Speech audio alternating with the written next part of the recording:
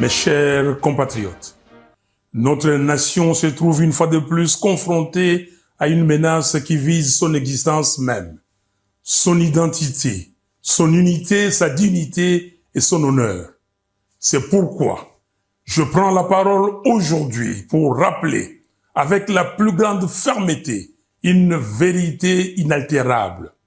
Aucun accord de prétendue intégration économique régionale ne peut être envisagé tant que la souveraineté et l'intégrité territoriale de la RDC sont bafouées. Comment peut-on parler de coopération lorsque les forces rwandaises et ougandaises occupent nos terres, exploitent nos ressources et provoquent les déplacements, la mort et la souffrance de nos concitoyens? J'affirme haut et fort que l'accord cadre signé le samedi 15 novembre 2025 à Doha ne saurait constituer la base d'un accord de paix durable. Les discussions de Doha devaient se limiter à la mise en œuvre intégrale et sans complaisance de la résolution 2773 des Nations Unies et la définition des modalités du cessez-le-feu et non à la signature d'un accord d'abdication qui mettrait en péril l'avenir de nos enfants. Notre nation n'est pas à vendre. Notre souveraineté n'est pas négociable. Et l'intégration régionale ne peut se faire qu'entre États égaux, libres et respectueux des frontières. Aucune pression ne doit primer sur la sécurité du Congo.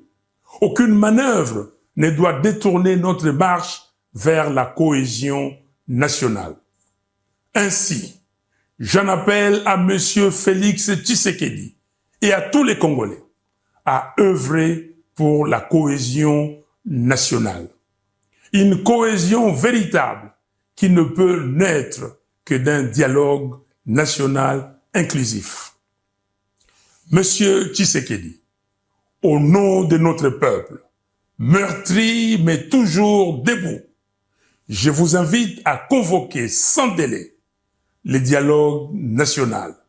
Sinon, l'histoire vous tiendra responsable de la balkanisation du Congo avec messieurs Kagame et Kabila.